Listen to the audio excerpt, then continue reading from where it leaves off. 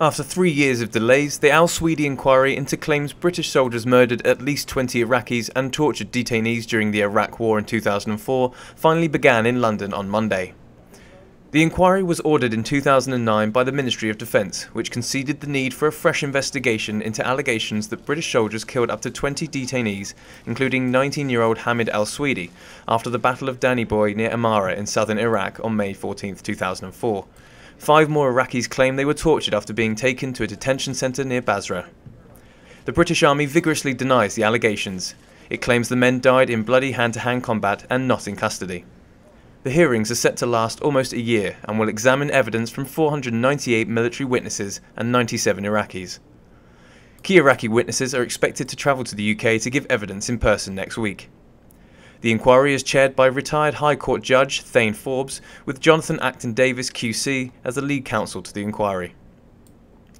Nearly a decade after the invasion of Iraq, Britain is facing allegations from several fronts of abuse inflicted on prisoners and civilians in Iraq between 2003 and 2008. The abuse case of Baham Musa, an Iraqi hotel worker who died in 2003 while in British custody, is probably the most famous case in the UK.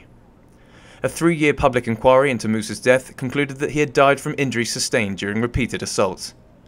7 soldiers were charged, but 6 of those were acquitted or had their charges dropped. The Ministry of Defence has maintained that issues around the interrogation and detention during the Iraq War were dealt with at the inquiry into Musa's death, and through continuing internal investigations by its own Iraq Historic Allegations team.